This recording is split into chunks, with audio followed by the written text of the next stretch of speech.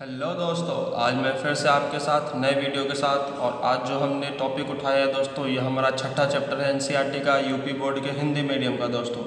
और ये दोस्तों इस चैप्टर का नाम है त्रिभुज, जिसे इंग्लिश में दोस्तों ट्रायंगल भी कहते हैं दोस्तों। तो आइए देखते हैं दोस्तों। सबसे पहले ट्रायंगल के बारे में दोस्तों हमें जो छोटी चीज़ें हमें पिछले क्लास की पता है दोस्तों, वो हम देख लेते हैं। 2-3 चीज़ों को रिवाइज कर लेते हैं दोस्तों।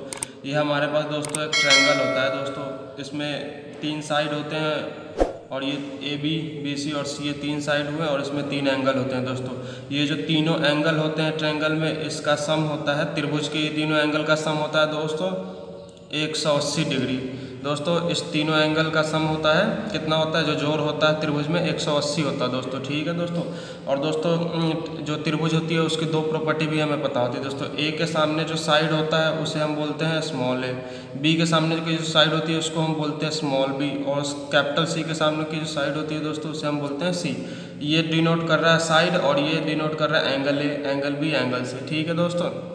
अब ठीक है दोस्तों, अब त्रिभुज की एक और प्रॉपर्टी देखते हैं दोस्तों। त्रिभुज की एक प्रॉपर्टी होती है कि दोस्तों त्रिभुज के दो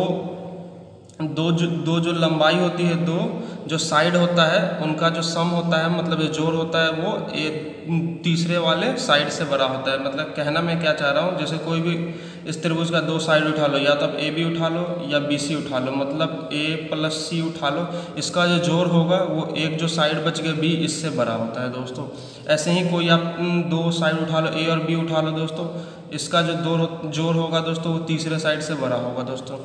अब फिर से कोई साइड उठा लो दोस्तों, कौन बच गया, ए बी हो गया दोस्तों। तो ठीक है दोस्तों, बी और सी वाला बच गया, बी और सी, ये बी और सी का जो जोड़ होगा दोस्तों वो ए से बड़ा होगा। मतलब कहना मैं क्या चाह रहा हूँ दोस्तों, त्रिभुज के 2 जो साइड है उसका जो सम होगा, मतलब जोड़ होगा, वो तीसरे वाले से बड़ा होगा। जैसे ए और सी का मान जो है किससे बड़ा होगा, बी से बड़ा होगा। ए और बी का मान किससे बड़ा होगा, सी से बड़ा होगा। और बी और सी का मान किससे बड़ा होगा दोस्तों, ए से बड़ा होगा। तो दोस्तों एक ये और एक ये प्रॉपर्टी आपको पता होनी चाहिए, जो ये हमें पिछले क्लास में भी सिखाया गया था दोस्तों।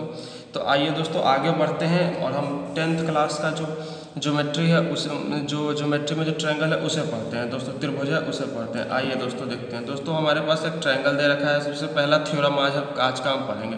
उस ट्रायंगल में दोस्तों दे रखा है त्रिभुज है ये ए बी सी। ठीक है दोस्तों। अब इसमें कह रहा है दोस्तों ए बी पे कोई एक बिंदु है जिसका नाम है डी, इसको दे रखा है डी, और ए सी पे कोई एक बिंदु है दोस्तों, उसको दे रखा है, नाम दे रखा है डी। और हमने डी से ई को दोस्तों अब क्या कर दिया, मिला दिया। और दोस्तों हमें कह रहा है कि डी ई पैरेलल है बी सी के, डी ई पैरेलल है बी सी के, मतलब डी ई समांतर है किसके, बी सी के। तो दोस्तों क्या क्या दे रखा है, एक त्रिभुज दे रखा है ए बी सी, जिसपे ए बी पे एक पॉइंट है डी और ए सी पे एक पॉइंट है ई। डी ई समांतर है बी सी के, और हमें क्या इसमें सिद्ध करना है दोस्तों, इसमें सिद्ध करना है कि A D by A B equal to A E by A C. ये दोस्तों हमें सिद्ध करना है दोस्तों। ठीक है, तो आइए दोस्तों देखते हैं हम इसे कैसे सिद्ध करते हैं, और इस पर बेस्ट जो क्वेश्चन होता है उसे हम बना के देखेंगे कैसे होता है दोस्तों। ठीक है दोस्तों। तो दोस्तों हमें पता है डी किसके समांतर है, बी सी के। तो दोस्तों लिख दो डी समांतर है बी सी के। दोस्तों ये चीज़ हमें पता है। जब दोस्तों डी समांतर है बी सी के, तो दोस्तों हमारे पास यहाँ से क्या आ जाएगा, A D by D B equal to A E by E C. ठीक है दोस्तों। जब समांतर होता है ये इसके, तो क्या हो जाता है, ए डी, ये पिछले क्लास में भी हमने पढ़ा है, A D by D B और ए ई बाई ई सी। तो दोस्तों ए ई बाई ई सी क्या करा हमने दोस्तों, ए डी मतलब ये जो सांप वाला देख रहे हो आप, A D by D B, मतलब ये जो आप डी बी वाला देख रहे हो, ठीक है, ये किसके बराबर हो जाएगा, ए ई, ये जो सांप आप देख रहे हो ये बाई ई सी, मतलब हम ये जो सांप देख रहे हो ई सी। ठीक है दोस्तों, ये हो गया हमारे पास दोस्तों। अब हम क्या करेंगे दोस्तों, हमें ये लिखना है A D by D B equal to A, ये तो हमें सिद्ध करना है दोस्तों। ठीक है दोस्तों, A D by A B equal to A by A C. ठीक है दोस्तों। तो यहाँ से हम आगे देखते हैं दोस्तों हमें करना क्या है। ठीक है दोस्तों। तो आइए दोस्तों अब क्या करेंगे दोस्तों, हम इसको क्या करते हैं, ऊपर नीचे पलट देते हैं, मतलब डिवाइड कर देते हैं दोनों को आपस में। ठीक है दोस्तों। तो आइए इसको हमने ऊपर नीचे पलट दिया, तो ये हो गया D B by A D, दोनों साइड हमें ऊपर नीचे करना पड़ेगा दोस्तों। ये हो गया ई सी बाई क्या हो जाएगा, ए। ठीक है दोस्तों। अब हम क्या करते हैं, दोनों तरफ एक जोड़ देते हैं दोस्तों। ठीक है, तो ये हो जाएगा D B by A D plus 1 is equal to EC by AE plus 1। हमने दोनों तरफ क्या कर दिया, इसमें 1 ऐड कर दिया दोस्तों। ठीक है दोस्तों, अब हम इसका एलसीएम ले लेंगे दोस्तों। तो ये इसका एलसीएम आ जाएगा AD और इसका एलसीएम आ जाएगा दोस्तों AE। ठीक है दोस्तों, अब AD का AD आ जाएगा, यहाँ आ जाएगा दोस्तों DB और प्लस AD। ठीक है दोस्तों, यहाँ आ जाएगा EC और ये हो जाएगा AE। अब दोस्तों हमें देखना है DB जोड़ AD का मान क्या होता है। तो DB क्या है दोस्तों, DB ये है और AD तो DB ये जो दिख रहा है आपको DB है और AD इन दोनों को जोड़ के क्या आ जाए, ये पूरा AB आ गया। क्या, DB प्लस AD, ये पूरा हमारे पास AB आ गया। तो ये दोस्तों हमारे पास क्या हो गया, AB बाई AD ये आ गया दोस्तों हमारे पास।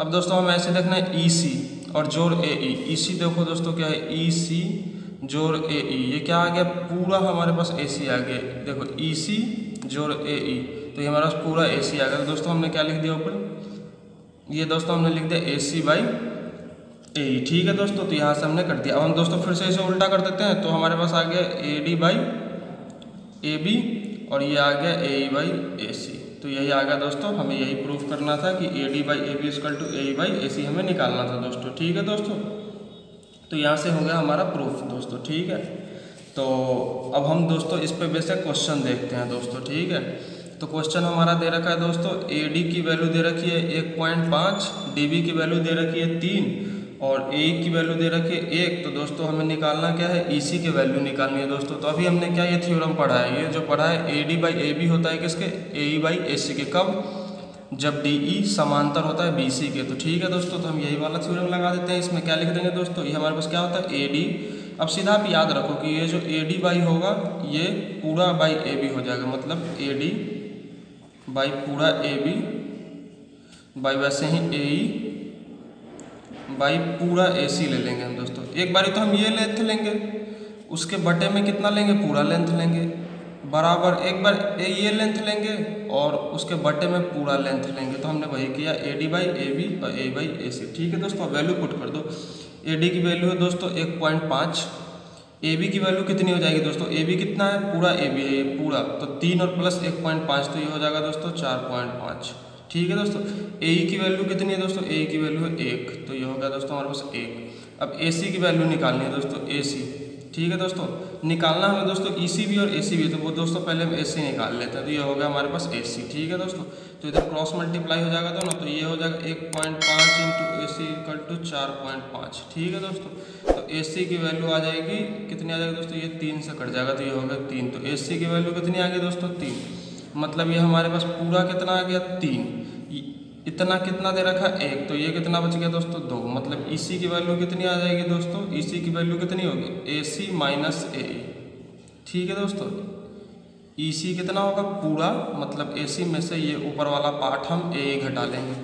ठीक है दोस्तों, AC कितना है, AC हमने निकाला था 3 है, भाई AE माइनस AE कितना है दोस्तों 1 है, तो EC की वैल्यू कितनी आ गई दोस्तों, EC का मान आ गया 2। तो ठीक है दोस्तों, अब ये क्वेश्चन भी हम समझ गए। आइए दोस्तों हम अगला थ्योरम अपना देखते हैं, फिर समझते हैं कैसे क्या होता है दोस्तों।